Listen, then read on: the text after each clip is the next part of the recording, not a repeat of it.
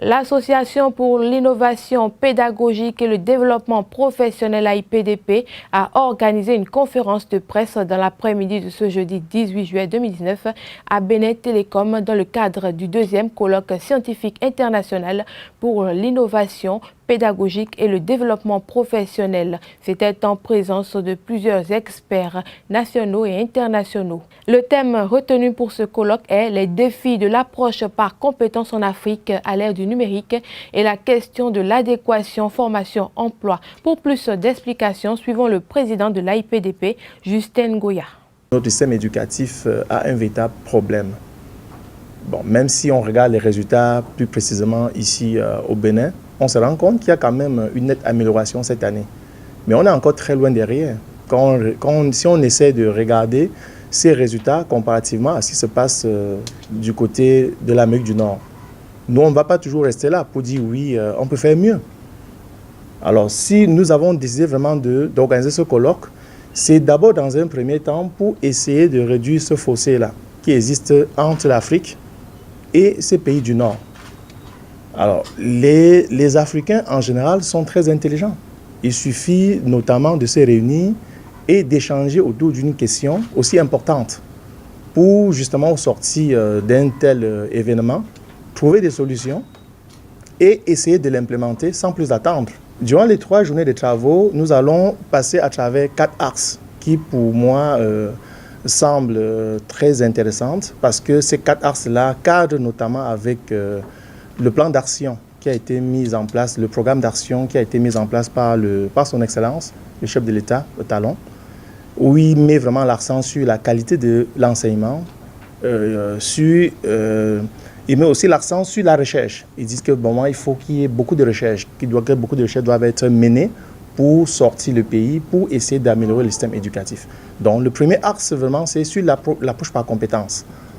Ou durant, pour cet axe plus précisément, nous allons expliquer vraiment c'est quoi l'approche par compétences. Donc les enseignants du primaire, du secondaire, d'université, les personnes issues du milieu scientifique, professionnel doivent pouvoir débattre de cette question parce que l'approche par compétences n'est pas encore clairement comprise. Et pour sortir de ce premier axe du colloque, nous allons faire un regard croisé entre ce qui se fait vraiment ici au Bénin, ce qui se fait en Afrique en matière d'approche par compétences et ce qui se fait en Amérique du Nord. Quelle est la particularité? Pourquoi ceux d'Amérique du Nord réussissent? Pourquoi il n'y a presque pas d'échecs dans les salles de classe alors qu'ici, il y a des échecs? Qu'est-ce qui fait problème? Et comment faire, en tenant compte du contexte béninois, faire en sorte que les enseignants soient capables d'amener les étudiants à réussir. Au niveau du deuxième axe, c'est tout simplement cette fameuse question d'adéquation formation-emploi. Et nous avons voulu justement que les numériques, puisqu'on le sait déjà, les numériques font partie des compétences transversales de nos jours. On ne peut pas faire sans les numériques. Et à ce niveau-là, cette année, nous avons voulu faire des choses, apporter une valeur ajoutée à ce qui a été fait du côté du Cameroun. Au niveau du troisième axe, il sera nécessairement basé sur le bien-être psychologique au travail. Pourquoi le bien-être psychologique au travail? Quand on parle directement de l'approche par compétences, on parle de l'adéquation formation-emploi. Et du coup, subitement, pourquoi le bien-être psychologique au travail? En Afrique, habituellement, on ne sait même pas ce que c'est.